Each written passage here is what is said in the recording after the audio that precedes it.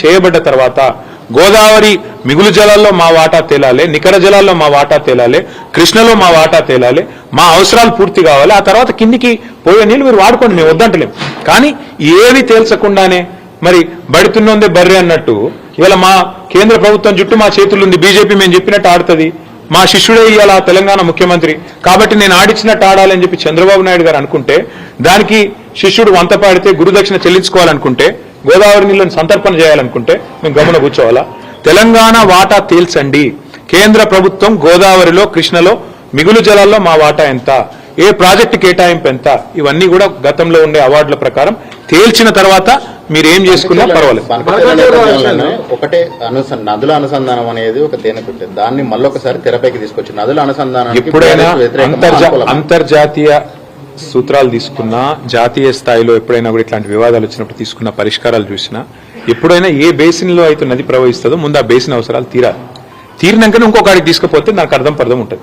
ఇలా గోదావరి బేసిన్ లో కృష్ణలో మరి సింహభాగం మన దగ్గర ప్రవహిస్తుంది తెలంగాణలో. ఇక్కడ అవసరాలు తీరకుండానే ఇక్కడి పారిశ్రామిక అవసరాలు కానీ, ఇక్కడి సాగునీటి అవసరాలు కానీ, తాగునీటి అవసరాలు కానీ, ఇప్పుడు రేపటి రోజున హైదరాబాద్ లో కానీ, కరీంనగర్ లో కానీ, ఇంకా ఇతర పట్టణాల్లో కానీ 24/7 డ్రింకింగ్ వాటర్ ఇవ్వాలనేది మా కళ. మేము గతంలో కరీంనగర్లో ప్రయోగం చేసినాం కూడా. మరి అట్లాంటి అన్ని ఇంకా తేల్చకుండానే ఎన్ని నీళ్ళు అవసరమైతే లెక్కలు తీయకుండానే కిందికి నీళ్లు వృధాగా పోతున్నాయి, మేము పట్టుకపోతామంటే ముందు బేసిన్ అవసరాలు తీరనియండి. బేసిన్ లో డెఫినేషన్ రానియండి. నికర జలాల్లో మా వాటా ఎంత, మిగులు జలాల్లో మా వాటా ఎంత, ఎవరు తేల్చాలి? ఇది కేంద్ర ప్రభుత్వం తేల్చాలి. కేంద్ర ప్రభుత్వం నియమించే మరి ట్రైబ్యునల్స్ తేల్చాలి. అవి తేలకుండానే మేము నీళ్లు కొంటపోతాం. మా చేతుల ఇలా కట్టింది కాబట్టి కట్టెతోని బర్రెని ఎటువంటి అదిలించకపోతాం. కేంద్ర ప్రభుత్వాన్ని రేవంత్ రెడ్డి జుట్టు మా చేతులు ఉంది కాబట్టి మేము ఆడిచ్చినట్టు ఆడతాం, మా కోవట్టు పరిపాలిస్తున్నాడు తెలంగాణ కాబట్టి ఫుట్బాల్ ఆడతామని చంద్రబాబు అనుకుంటే దాన్ని ఖచ్చితంగా వ్యతిరేకిస్తాం. తప్పేమున్నది దానిలో? బనకచెర్ల విషయంలో మీరు కావాలని దుష్ప్రచారం చేస్తున్నారు, అక్కడ ఏమీ లేదు, అనవసరంగా ఇది రెండు ఏమీ మాకు గొడవ ఆంధ్ర ప్రజలతో ఎంత మాత్రం లేదు. ఆంధ్రాలో ఉండేది కూడా రైతులే, ఆంధ్రాలో ఉండేది కూడా ప్రజలే. వాళ్ళ మంచి కోరుకునే వాళ్ళని తప్ప వాళ్ళు చెడు కోరుకోం. కానీ మేమేమంటున్నాం, తెలంగాణలో ప్రవహించే సింహభాగం ప్రవహించే గోదావరిలో కానీ, కృష్ణలో కానీ మా హక్కు తేల్చండి అని కేంద్రాన్ని అడుగుతున్నాం. తప్పేముంది? మా హక్కు మా వాటా తేలకుండా నికర జలాల్లో మిగులు జలాల్లో ఇష్టం వచ్చినట్టు గుంజుకపోతామంటే కుదరదు అని చెప్తున్నాం. మరి మీరు చెప్పే స్ఫూర్తి కరెక్ట్ అయితే మరి కాళేశ్వరం కట్టినప్పుడు అడ్డుకున్నది ఎవరు? చంద్రబాబు నాయుడు కాదా? ఉత్తరాలు రాసింది ఎవరు? ఇదే ఆదిత్యనాథ్ దాస్ కాదా? ఉత్తరాలు రాసి కేంద్ర ప్రభుత్వంలో మీ పలుకుబడిని ఉపయోగించి మా ప్రాజెక్టులను అడ్డుకునే ప్రయత్నం చేయలేదా? మేము అడ్డుకుంటలేం. మేమేమంటున్నాం? ఇవాళ స్పష్టంగా మా వాటా తేల్చండి. రేవంత్ రెడ్డి అబ్బసొత్తు తాత జాగీర్ కాదు గోదావరి నీళ్లు. రేవంత్ రెడ్డి ఇష్టం వచ్చినట్టు సంతర్పణ చేస్తానంటే తెలంగాణ ప్రజలు ఊకోరు. నెల రోజుల్లో కమిటీ వేస్తా. ఎవరిని అడిగేస్తున్నావు కమిటీ? ఎవరిని అడిగి వేసినావు కమిటీ? నువ్వు చంద్రబాబు చెప్పగానే కమిటీ వేస్తావు, కమిటీ 30 రోజుల్లో రిపోర్ట్ ఇస్తుంది. కమిటీ ఇచ్చే రిపోర్ట్ ఫైనల్ అంటావా? ఎవరికి ఫైనల్? నీకు ఫైనల్ కావచ్చు, తెలంగాణ ప్రజలకు, తెలంగాణ రైతులకు ఎట్లా ఫైనల్ అవుతుంది? నీకు అంతగానం ఉంటే నీ ఇంటి నీ ఇల్లు అమ్మి చంద్రబాబుకు విగ్రహం కట్టు, మేము వద్దంటలేం. కానీ నువ్వు చేస్తున్నదేంది? తెలంగాణ ప్రయోజనాలు శాశ్వతంగా మరి నేను చంద్రబాబుకు దారాదత్తం చేస్తానంటే మేము ఆంధ్ర ప్రజలకు వ్యతిరేకం కాదు, ఆంధ్ర రైతాంగానికి వ్యతిరేకం కాదు. కానీ తెలంగాణ రైతుల ప్రయోజనాలు నెరవేరే విధంగా ముందు కేంద్ర ప్రభుత్వం మీద ఒత్తిడి తెండి. నిన్న జరిగిన మీటింగ్ ఎపెక్స్ కౌన్సిల్ మీటింగ్ కూడా కాదు. మరి ఎపెక్స్ కౌన్సిల్ మీటింగ్ కాదు, ఇన్ఫార్మల్ మీటింగ్ అని ముఖ్యమంత్రి చెప్తున్నాడు. మరి ఇన్ఫార్మల్ మీటింగ్ లో తీసుకున్న నిర్ణయం, అందులో వేసే కమిటీ, దానికి ఉండే చట్టబద్ధత, దానికి ఉండే ఆమోదయోగ్యత ఏ పార్టీదని నాకు అర్థం కాదు.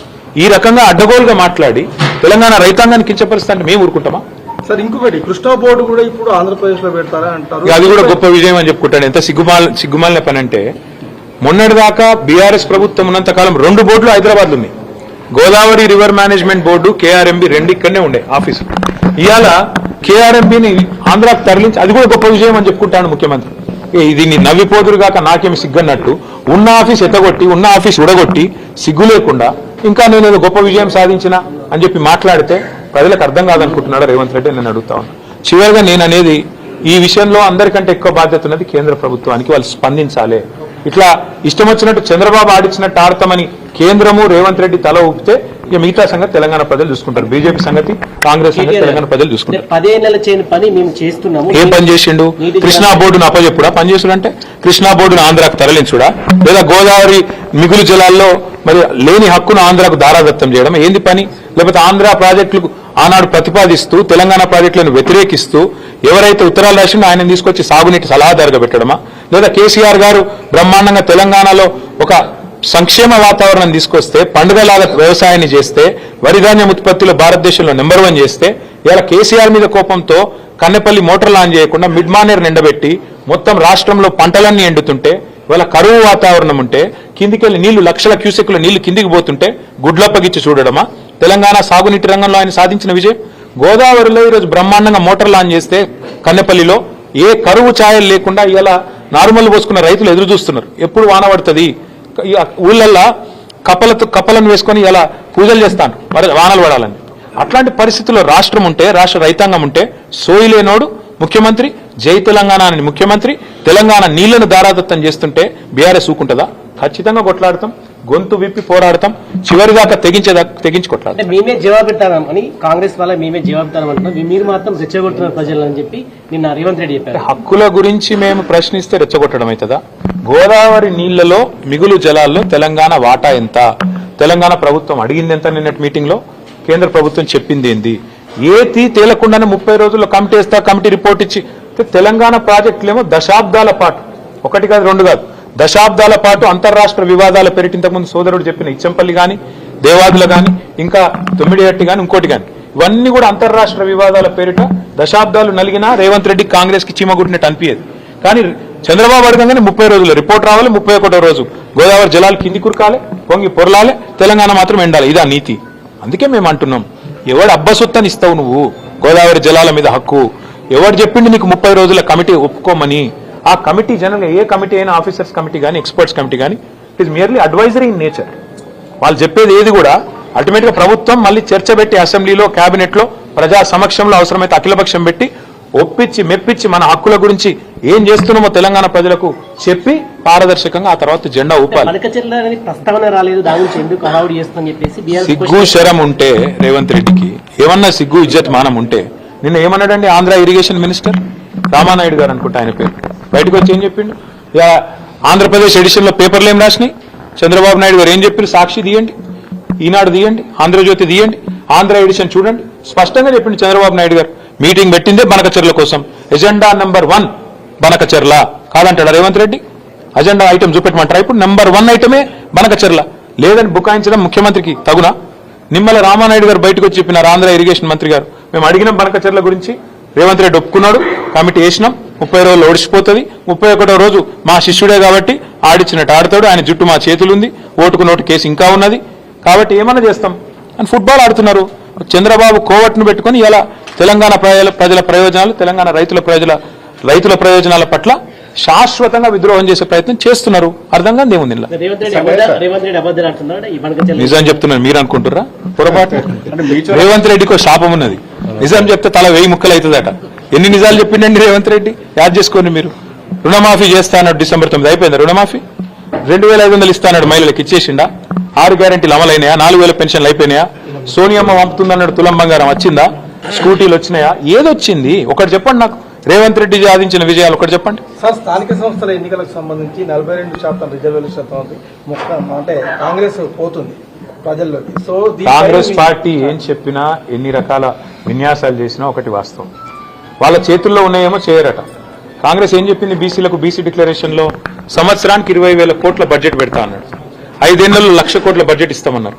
బీసీలకు 42% వాటా ప్రభుత్వ కాంట్రాక్టులు ఇస్తామన్నాడు, చేతులునేమో చేయరట. ఓబీసీ మినిస్ట్రీ పెడతామన్నారు, బీసీలకు 42% వాటా ఇచ్చిండా? పోనీ మినిస్ట్రీలో, పోనీ ఓబీసీ మినిస్ట్రీ పెట్టిండా? 1,00,000 కోట్ల బడ్జెట్ అన్నాడు, సంవత్సరానికి 20,000 కోట్లు అన్నాడు, పెట్టిండా? బీసీ సబ్ ప్లాన్ అన్నాడు, పెట్టిండా? అవెంత మోసము, ఇదంతే మోసము. నేతి బీరకాయల నెయ్యి ఎంత ఉంటుందో కాంగ్రెస్ పార్టీ బీసీ డిక్లరేషన్ లో కూడా బీసీల పట్ల చిత్తశుద్ధి గంతే ఉన్నది. మైసూర్ బజ్జీలో మైసూర్ ఎంత ఉంటుందో గంతే ఉన్నది తప్ప ఇందులో ఏం లేదు. బీసీలను మళ్ళొక్కసారి ఘరానా మోసంతో, ఒక కపట మోసంతో 42% రిజర్వేషన్ల పేరిట అది చెల్లదని తెలిసి ఇలా చిల్లర ప్రయత్నం ఏదైతే రేవంత్ రెడ్డి చేస్తుండో అది ఖచ్చితంగా బీసీ సోదరులే రేపు స్థానిక సంస్థల ఎన్నికల్లో బుద్ధి చెప్తారు. ఎందుకంటున్నా ఈ మాట అంటే, గతంలో ఇదే రేవంత్ రెడ్డి గారు శాసనసభలో ఏం చెప్పినారు? 42% రిజర్వేషన్ విద్యలో, ఉపాధిలో, రాజకీయంగా కావాలి అంటే ఒకటే పరిష్కారం, పార్లమెంట్కు పంపాలి, పార్లమెంట్లో చట్టబద్ధత కావాలి, ప్రెసిడెంట్ గారు సంతకం పెట్టాలన్నాడు. మరి నిన్న లోకల్ బాడీ ఏదో పంచాయతీ ఆర్డినెన్స్ చేసిన అన్నాడు, మున్సిపల్ బిల్లు కూడా ఇంకా సవరించలేదు, విద్యలో ఉపాధిలో ఏం చేస్తాడో తెలియదు. 42% అంటే కేవలం జెడ్పీటీసీ ఎంపీటీసీల కాడికేనా, లేకపోతే జిల్లా పరిషత్లు, మండల పరిషత్లు, అదేవిధంగా విద్యలో, ఉపాధిలో అన్నిట్లో ఇచ్చేది ఉందా? అంటే ఏ రకమైన మోసమో ఇది అర్థం చేసుకోవాలని బీసీ సోదరులను కోరుతా ఉన్నా.